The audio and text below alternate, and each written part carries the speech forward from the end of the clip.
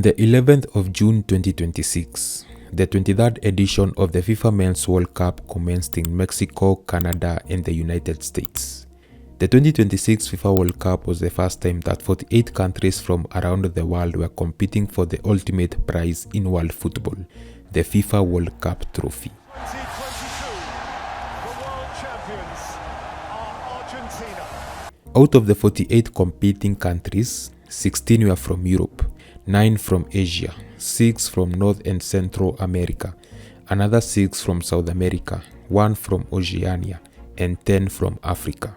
This time Africa was represented by Algeria, Tunisia, Morocco, Egypt, Ghana, Senegal, Ivory Coast, DRC, South Africa, and a World Cup debutant, the island nation of Cabo Verde. 2.5 weeks into the tournament, 9 African countries qualified for the round of 32. Tunisia was the only one that was eliminated in the group stage. In the round of 32, 7 were eliminated, leaving Egypt and Morocco as the only African countries that advanced to the round of 16. Egypt started well against Argentina with a 2-0 lead until the 78th minute, where Romero's header gave hope to the Argentines. 4 minutes later, Messi equalized with his strong left foot. 2 minutes into extra time, another header by Enzo Fernandez won the game for the former world champions. Morocco, on the other hand, beat co-host Canada 3-0 that took them to the quarterfinals for the second time in their history. The Atlas Lions met Le Bleu, who beat them 2-0, ending the journey for Africa in the 2026 World Cup. The top African scorers in the tournament were Ismail Assar of Senegal, who scored 4 goals, and Ismail Saibari of Morocco, who netted 3. When you look at this map of Africa that shows the countries that participated in the 2026 World Cup, you can clearly see there was no country from East Africa. What about in 2022? 0. What about in 2018? Nope. In 2014? Nope. In 2010? In 2006? Nothing? Okay, this got me asking, why does East Africa suck at football? Since the first World Cup took place in 1930, only 14 out of the 54 African countries have ever played in the competition. Egypt was the first in 1934. Cameroon is the only one that has made the most appearances, and Morocco is the only one that has ever reached the semi-finals. Although no African country has ever lifted the trophy, African countries that qualify for the World Cup show us who the top dogs of African football are. This is because qualifying for the World Cup isn't easy. For example, in the African Federation, each country plays 5 other countries in their group twice, and whoever outperforms all 5 opponents earns a direct ticket to the World Cup. As you can see in this map, football talent in Africa is concentrated in the northern, western, central, and to a lesser extent, southern parts of the continent. But when you look eastwards, no country from this region has ever played at the World Cup. And it is not only at the World Cup where East Africa has flopped, but also at the greatest game in the continent, the Africa Cup of Nations.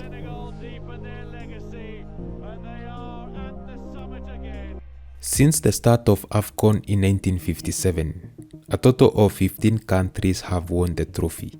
Egypt has had the most success with 7 titles, followed by Cameroon, which has 5. The distribution of the trophy across the continent shows how poor East Africa is in football. Sudan and Ethiopia are the only ones in the region to have ever lifted the trophy, but that was back in 1962 and in 1970, when the tournament wasn't super competitive as it is today. Despite Kenya, Uganda, Tanzania, Rwanda, and Burundi having participated frequently in the competition, none of them have ever come close to winning the trophy since the Uganda Cranes' phenomenal performance in 1978 when they reached the final. So, why does this region struggle so much at the beautiful game? To answer this question, I am going to use Kenya as the representative of the region. See, since the Europeans came to Africa over a century ago, they brought the sport of football with them. In 1926, British Kenya played their first international match against British Uganda for the Gossage Cup, where Kenya won 2-1. In 1960, the Kenyan Football Federation was formed, and the country became a member of FIFA. During the first 47 years of Kenya's independence, football was seen as a recreational activity, not as something that people would do to earn a living like in Europe. The culture in Kenya at the time put more emphasis on education than on sports. Every child at the time grew up dreaming of becoming either a pilot, a doctor, a lawyer, or an engineer. Becoming a professional football player was unheard of. Clubs like AFC Leopards and Gor Mahia that were formed in the 60s were community-owned. The two clubs would play against each other to support community events or to receive grants from politicians. A professional football league was non-existent. As Kenya was opening up to the world in the early and mid-2000s, European football, especially the English Premier League, became popular among Kenyans. Individuals in the private sector used this opportunity to professionalize the federation and the local league, so as they would make money. In 2011, the Kenya Football Federation was rebranded to the Football Kenya Federation. With the arrival of sponsors, more clubs were formed and licensed into the federation's 7 different tiers, and more players were signed. Fast forward to today, Kenyan football is at its all-time lowest. For several years, the league has struggled to attract Kenyan football fans. Despite filling Nyayo Stadium during derby days between Gor and AFC Leopards, most football matches are watched by less than 5,000 people. Most Kenyans prefer watching EPL games rather than matches in their home league.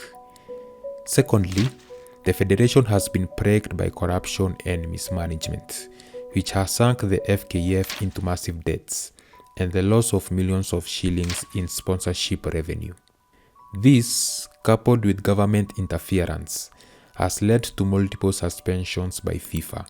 And since the money that comes by is tight, most of the revenue goes to the federation's top officials and club owners, leaving very little to the players and the improvement of training facilities. For example, the General Secretary of the Federation earns a monthly salary of about $6,000, while the average player in the Kenyan Premier League earns a monthly salary of about $80. And it is not always consistent, because sometimes players go for months unpaid. Despite Kenya having a pool of talent, most players perform below their potential because they can't make a decent living playing in Kenya. This means the performance in the pitch is affected.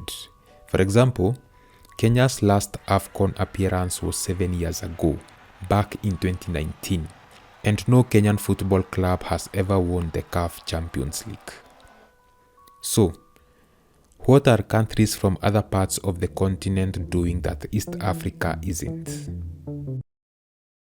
At first, you might think it's because they have working systems.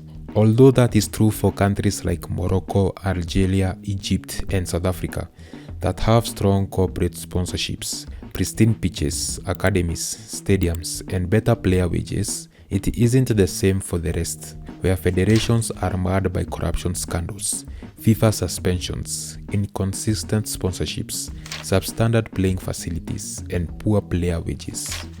The answer as to why they are good at the sport lies within their squads. If you look at Morocco's 2026 World Cup players, only 7 out of the 26 players grew up in Morocco. The rest were born and raised in Europe. This means that the European-born players grew up in a continent that plays elite football. Diaz sifting it through here for Saibari! What a finish! For the past 70 years, Europe has been the place where football is not just a game, but a religion.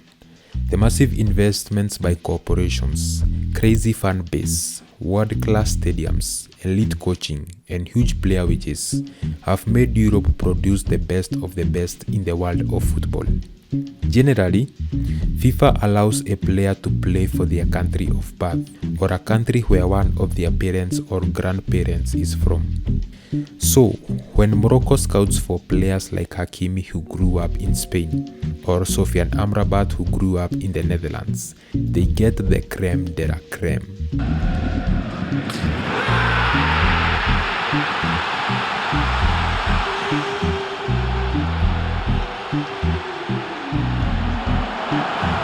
And that's how 15 of Cape Verde's 26 players who were born abroad lifted their team through qualifying and into the knockout rounds. The same applied to Ivory Coast, DR Congo, and Senegal, who benefited from foreign-born players. The question now becomes, why don't East African countries do the same? That question has two answers. It's either that there aren't a lot of foreign-born players with East African roots playing in Europe, or that the federations aren't doing enough to look for them. For example, when you look at Kenya's 2026 World Cup qualifier squad, only one out of the 23 players is foreign-born. Although there isn't enough data to show us which players in Europe are from Africa or have roots in Africa, the available data shows us that there are currently 0 players from East Africa that play in the English Premier League. Compare that with West Africa that has about 30 to 40 players, or North Africa that has about 7. Other than being boosted by foreign players, for a very long time, these 3 regions in Africa are known for consistently producing the best football talent, which gets refined in Europe and pushes them into stardom. Meanwhile, in East Africa, the football talent is very rare. What the region is best known for is athletics. Here in London at the Olympic Games, from the greatest middle distance runner we've seen for a very long time, it's David Rudisha. 1:40.91 is shown on the clock. So, what is the future of East African football? Despite the many persistent problems in Kenyan football, the situation in Tanzanian football is promising. For the past 9 years, Tanzanian football has grown to become the 5th best football league in Africa. That's according to the official CAF 5-year ranking system. The massive investments by companies in Ligi Kuu and the massive support by Tanzania football fans in recent years, and not forgetting the good management in the Tanzanian Football Federation, has made the league the most lucrative in East Africa. 10 years ago, Tanzanian footballers dreamt of playing in Kenya. Today it's vice versa. These serious investments in football started paying off in 2019 when their national team Taifa Stars made their second AFCON appearance after a 39-year absence. The country has also made appearances in the last 2 AFCONs, with their best performance yet in 2025, when they reached the round of 16 for the first time in their history. When Kenya, Uganda and Tanzania co-hosted CHAN in 2025, the tournament showed the potential that East African players have when the systems work for them. Kenya, for example, beat Morocco to finish top in their group. This was because President Ruto promised the players prize money for every win. But unfortunately, they faltered in the quarterfinals when they lost to Madagascar 4-3 on penalties. In 2027, the 36th edition of AFCON will take place in East Africa. Kenya, Uganda and Tanzania will be the host countries. The 3 nations have been investing millions of dollars in preparations. For East African football to grow, governments, federations, sponsors, the players and the fans must work together by using the momentum of AFCON 2027 to take football in the region to the next level. If this is done, one country might lift the AFCON trophy one day, or perhaps others might qualify for the next World Cup.